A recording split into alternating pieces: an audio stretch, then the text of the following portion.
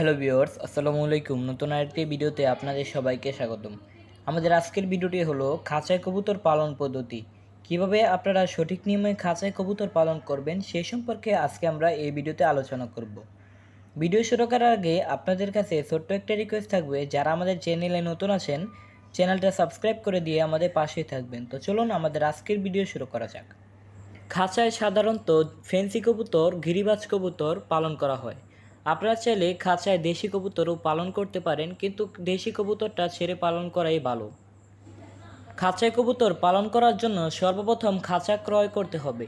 খাঁচা কী সাইজের খাঁচা আপনারা কিনবেন? যদি আপনারা দেশি কবুতর বা গিরিবাজ কবুতর পালন করেন তাহলে অবশ্যই, আর যদি আপনারা ফেন্সি কবুতর পালন করেন সেক্ষেত্রে আপনারা 24x24 খাঁচা ক্রয় করবেন। 24x24 খাঁচা ফেন্সি কবুতরের জন্য অনেক ভালো এবং 18x24 গিরিবাজ কবুতরের জন্য অনেক ভালো। খাঁচা ক্রয়ের পর আপনারা কবুতরকে যে রুমে কবুতরের খাঁচাটা রাখবেন ওই রুমটা কবুতরকে চেনাবেন। এখন অনেকের প্রশ্ন থাকতে পারে, যদি খাঁচা কবুতর পালন করি তাহলে কেন কবুতরের যে রুমে রাখবো ওই রুমটা কেন চেনাবো? কারণ আপনি খাঁচায় কবুতর পালন করবেন ঠিকই, কিন্তু মাঝে মধ্যে খাঁচা থেকে কবুতর ছাড়তে হবে। কারণ হলো সপ্তাহে একবার হলেও কবুতর খাঁচা থেকে ছাড়তে হবে, যাতে কবুতরটা গোসল করতে পারে। গোসল করার জন্য আপনি রুমে বা যেখানে কবুতর পালন করেন না কেন ওইখানে একটা বলে আপনারা পানি দিয়ে দিবেন, যাতে তারা গোসল করতে পারে। অথবা আপনি প্রতিদিনও কবুতর ছাড়তে পারেন খাঁচা কবুতর পালন করে। তারপর খাঁচা কবুতর পালন করার জন্য অবশ্যই একটা ডিমের হাঁড়ি দিতে হবে, যে হাঁড়ির মধ্যে কবুতরটা ডিম পারবে এবং বাচ্চা ফোটাবে। এরকম একটা মাটির হাঁড়ি আপনারা দিয়ে দিবেন এবং একটা কাঠ দিয়ে দিবেন, যাতে এই কাঠের মধ্যে কবুতর দাঁড়াতে পারে। এবং কাঠের যদি না দেন তাহলে কিন্তু কবুতর দাঁড়াতে পারবে না, তাই অবশ্যই একটা কাঠ দিয়ে দেবেন। কাঠ না দিলে কিন্তু কবুতর দাঁড়াতে সমস্যা হবে। তারপর অবশ্যই আপনাদেরকে কবুতরকে 2 বেলা খাবার দিতে হবে। তো অনেকে খাঁচার মধ্যে সবসময় খাবার দিয়ে রাখে। সবসময় খাবার দেওয়ার ফলে কি হয়, যে কবুতরটা অতিরিক্ত খাবার খায়।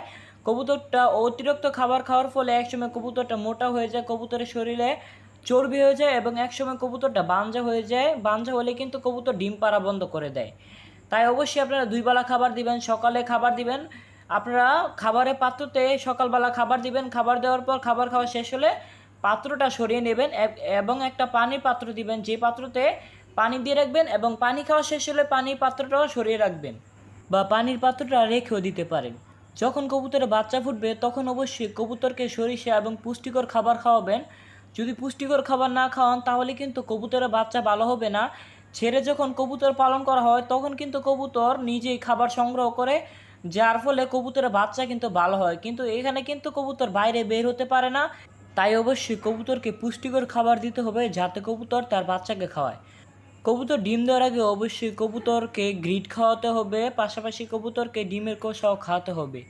এই দুইটা খাবার যদি আপনারা না খাওয়ান তাহলে কিন্তু কবুতরের ডিমের খোসা পাতলা হবে, কবুতরের ডিম কিন্তু ভেঙে যাবে।